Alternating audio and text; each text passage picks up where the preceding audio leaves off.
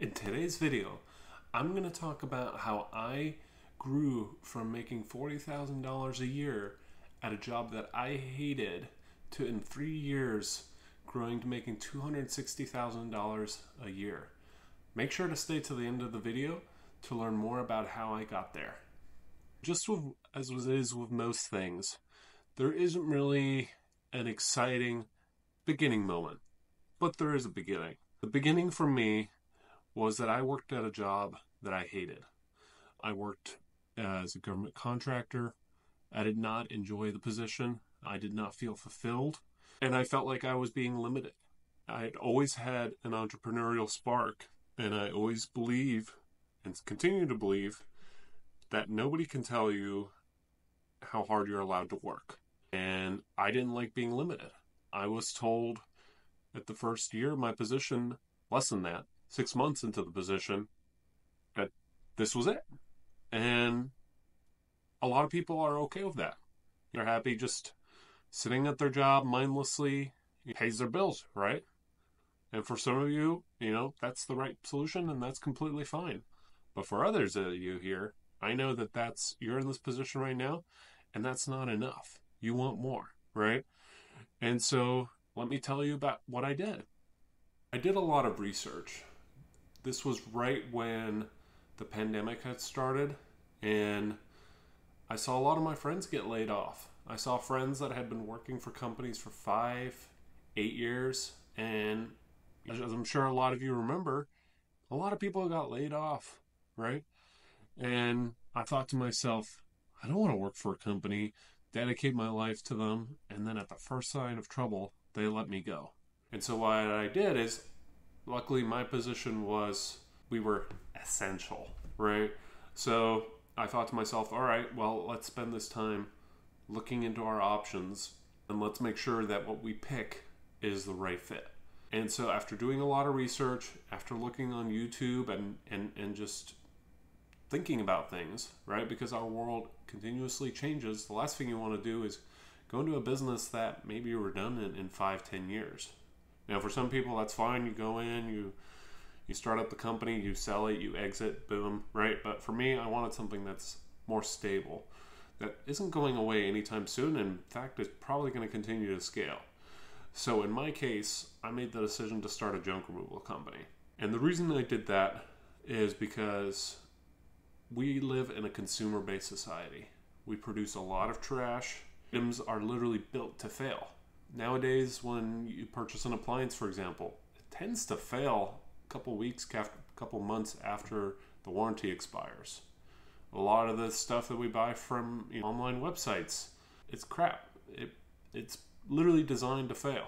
The companies have realized that they make more money by having you buy new product over and over again rather than building a quality product that lasts a long time. So that's why I decided to go into junk removal, because it's, I joke that as long as I see Amazon trucks, I see UPS trucks, I see FedEx trucks delivering items to people, I'm going to continue to have work. They bring the junk, I take the junk away. That's what I like to say. There's other reasons too. So it's not just about a job, right? So for me, I've always considered myself an environmentalist. I had this deeper reason for wanting to do this. I knew our society produces a lot of trash. At my company, we donate a lot. We recycle a lot. We're able to keep a lot of the items out of the landfill. And so that's an important personal reason for me. And that's something that's an additional motivator for me. It's not just about the money.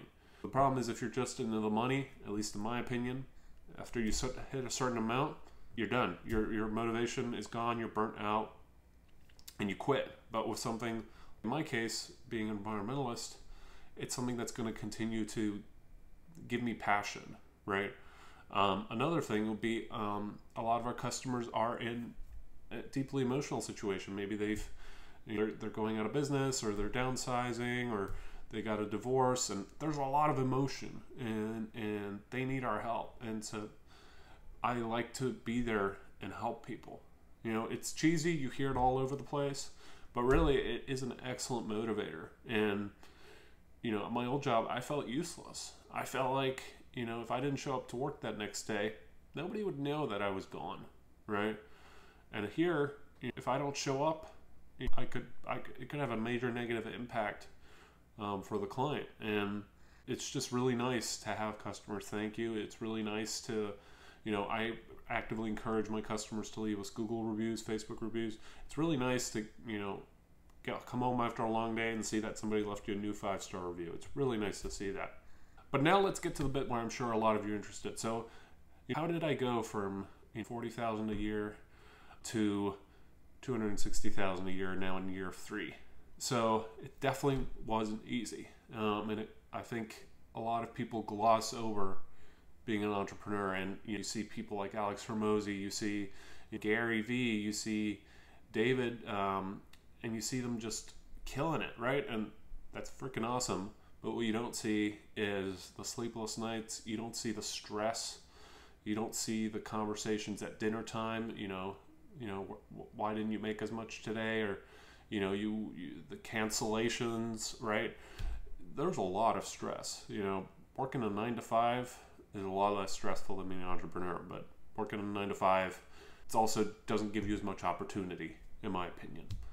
And so there were a number of factors that went into this. But the first one I would say would be marketing.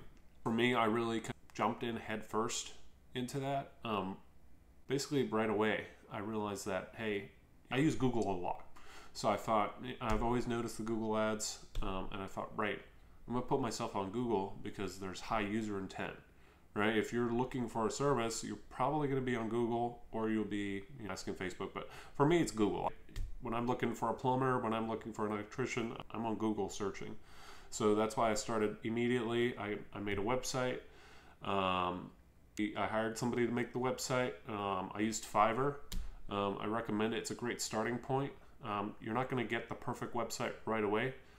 And that would be kind of a note to add to you guys. It's not going to be perfect right away, right? You're not going to have a $10,000 website right off the bat, unless you're loaded, in which case, props to you. But I recommend incrementally upgrading the business. Especially, you need proof of concept. There's no point of pouring tons of money into something and then it doesn't work out. So anyway, started the ads. I also did yard signs. Those worked well for a while, although I found out my county ordinance does not allow yard signs, but for the brief period that I did them, they worked great. The next topic would be networking. So I used to go to quite a few networking events. You might ask, used to? Well, I'm busy enough now where I just don't have time to go to the networking events. I'm planning to delegate work again so that I can go to those networking events, but right now I just don't have the time. I used to be part of a networking group called BNI, Business Networking International, I believe is what it stands for. Didn't work out for me. They have this philosophy that you should, it's called giver's gain, where you refer business to other people and you don't expect it in return. However, in my case, I was generating 5 times more business than for others than what I was receiving. I barely broke even. It didn't work for me. Does that mean it's not going to work for you? Does that mean it might not work for me in a different group? I'm not saying that. Just in this moment in time, it didn't work for me, so I stopped doing it. But it could be an idea for you. Most BNIs meet once a week, sometimes every other week in person. Some are remote. I would personally recommend go the in-person route, because when you're remote, everybody's multitasking. They won't tell you, they won't admit it, but everybody's multitasking, and you don't have people's attention. But when you're in person, people still might be on their phones, but not as likely, because you're going to be perceived as rude. But when you're on a Zoom call, if they've minimized the Zoom call tab and pull up, I don't know, QuickBooks, and they're working on something, or you're sending customer emails, you're not even going to know that they're not paying attention. So if you do go that route, go in person. That's what I recommend. It takes more time, but you're also going to get more out of it. And that leads me to one of my points. I met a wonderful business owner in person. She is amazing.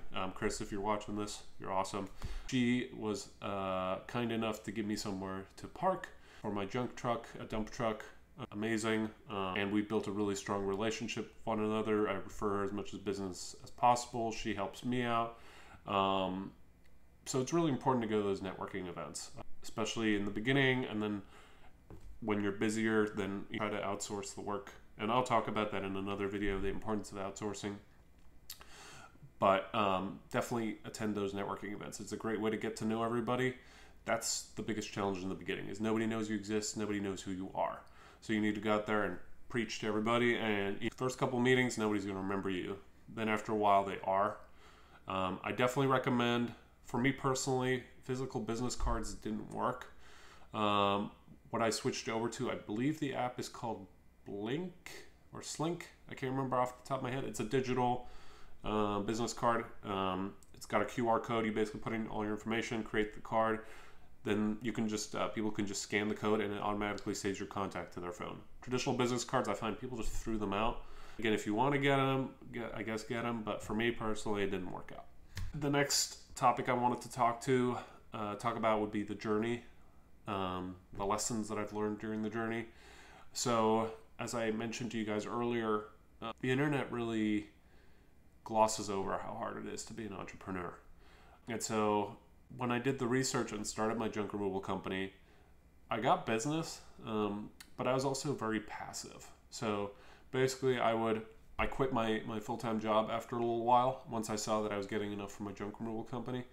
And I would just sit around, I'd play video games. I was like, the calls will come in. And so in the beginning, I only got like 2 or 3 jobs a week. The rest of the time I sat around and played video games, wasn't productive. And that got me by. The first year I made $50,000. So I made more than at my old job. And I made that in 6 months. So I guess that essentially would have been double. It would have been $100,000 if I did a full year. But my point here is I was passive. And there were numerous opportunities where I could have had jobs, and I would either tell the customer, oh, I'm not available that day, even though I was, or I would pause my ads. So, maybe I was a little tired, or I wanted to get some extra gains on the video games, and I would turn off the ads. And kind of the lesson that I learned, and that I hope you guys can gain something out of it, is the real progress, the real gains, the real growth is when you do something that you don't want, when you don't want to do it, right? So I'll give you guys an example. So, for example, 2 years ago, I was inside a Walmart. I was buying gifts for Christmas time, and I got a call from a customer. It was 5 o'clock, and this was in the winter time, so it was already dark out. And the customer was like, "Can you come now?" It was a realtor, and they were closing on the house that day. And her client had showed up, was trying to move into the house, and there was so much stuff in the garage that the previous owner had left behind that they couldn't move in. Told me, would have said, "I'm so sorry, it's 5 o'clock, we close in an hour. By the time I get to you, it's gonna be 6 o'clock, it's dark out." Like, I would have had all these excuses for why I couldn't do it. And maybe she would have booked me for the next day. She would have said, "Fine, it is what it is," but maybe not. And so I told her, "Nope, we'll be there." I called my guy, my helper. I had him come back in. I finished my shopping very quickly, drove back to the office. We went to the job. It was almost a full truck, which was very good for a lot. That's always nice to get an extra full truck of work. Only took us like an hour because most of it was in the garage, so very quick to load. And it felt great afterwards.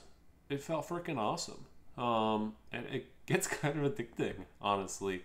Overcoming that, I don't know if it's laziness, if it's passiveness, if it's, I don't wanna, whatever it may be.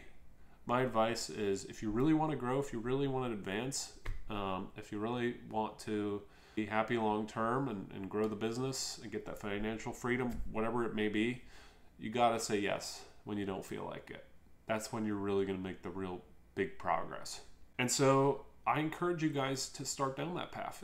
If there are, if you're listening to me right now and you're thinking, yeah, that's me, I encourage you. In my case, I felt great afterwards. I hope that you do too, and that this will benefit you and encourage you to continue what you're doing. Last couple things I want to talk about is mistakes that I made along the way, and that I want to highlight for you guys, and hopefully you can learn from them and and not repeat them yourselves. So one of the first big mistakes was, growing up, I was taught that a handshake meant something. That if you shook somebody's hand, that people would hold up their end of the bargain. And so I had a job the first year that I was doing junk removal. And essentially, there was confusion about the scope of work, which, first piece of advice, always clarify the scope of work when showing up. Clarify what the customer wants done, and clear that up right off the bat. So that was the first big mistake that I made. And then halfway through the job, we realized that there was a confusion about scope of work. And so I clarified it with the customer, clarified it with their family member, and then I shook hands with them that we had an agreement and that everything was okay. At the end of the job, it turned out to be exactly what I thought it was going to be. We didn't have enough space, essentially. There was more work than what was presented to me originally. And again, I take responsibility for that. That's a really important piece of advice too, guys. Take responsibility. It's going to help you grow. So it was my fault. I should have clarified with the customer. I should have communicated better with them. And so they went back on their word. Their handshake didn't mean anything. They ended up calling the police on us. It was not a very pleasant situation. We ended up getting paid, but we only got paid about half of what we were owed. Better than nothing. But it taught me two important lessons, maybe three. First one, communication. Clarifying scope of work. And three is contracts. Contracts. Every single job now, we go over the scope of work. We make sure that we fully understand what is expected of us, and we want to make sure the customer fully understands what we will do, and then we have them sign. We have them sign for the scope of work. We have them sign for the amount that is due. Everybody's on the same page. If there's any changes to the scope of work, we document that, and maybe the amount that we charge changes. So that's the first big lesson that I learned. The next issue I had was hiring. In the beginning, I just hired anybody. Basically, if they had a pulse and they showed up to their interview and they had a way to get to work and they, in the most basic of terms, agreed to their job responsibilities, I hired them. That was a total disaster, especially my second year. My second year, I got a lot busier, and that's when I was really running into issues because I was actually working with people more. My first year, it was really, my guys were lucky to get 10 hours a week, maybe 20, definitely not 20, maybe 14 hours a week. So it was super part-time. And then the second year, we were getting more to part-time hours, maybe 20 hours a week, maybe a little bit more depending on the week. And that's when I really started running into issues with people. And I would say related to that is find out what your company culture is. So for us, we try to kind of set ourselves apart from the rest of the junk removal companies. We're very empathetic. We're incredibly, the customer always knows when we're on the way. They always know when we're about to arrive. We check in with them the day before. They love that. It's something that I am always annoyed by. For example, today I had some roofing contractors come out to give me estimates. None of them told me that they were on the way. A few of them, all of them showed up at different times than what they told me they would. And I asked all of them to give me a call when they were at the front door because I can't hear when they knock on the door. None of them followed any of those instructions, which honestly really annoyed me. And that's why, for me, we always communicate with the customer. They always know. They can't say I didn't know because we literally communicate with them so much that they can't say that they don't know. And I've never had anybody tell us that we communicate too much because, again, we check in the day before. We text them when they originally make the appointment, and then we call them when we're on the way, or we text them when we're on the way. Nobody's ever complained about that because I think it's just common sense. And then a lot of empathy. So when we go through homes, we treat the house with respect. We treat the items with respect. If we find items that we think they may want to keep, we tell them. It shows thoughtfulness. It shows consideration, and people love it. People like when you show them that you care. And so that's what really sets us apart. And our company culture, that's what it is. And so I look for people who care. I look for people who have a high work ethic. I look for people who are positive. I look for people who are excited to work for me. And does that mean that I have to do more job interviews? Does that mean I have to look longer?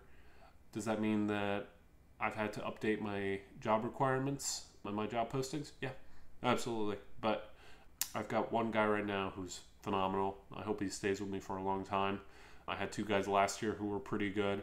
It's just every year I'm getting better at finding the right people. And that's really important. Your people are very important. You need to take care of your people. You need to invest in your people. I'm working on positive reinforcement. That's really important. Thanking your people, acknowledging them. Those are really good, I think, are good pieces of advice. I hope that helps you guys. With that said, that kind of explains how I went from 40 to 260,000 a year. To summarize it again, it was hard work. It was changing my mindset. It was advertising, digital advertising, website, networking events, getting contracts, investing in my staff, and kind of developing the company brand. So thank you so much for watching till the end of this video. If there's any videos or topics that you would like me to cover, please comment down below. I would really appreciate if you subscribe and like this video to let YouTube know that this video needs to be seen by more people. Thank you so much. So one of the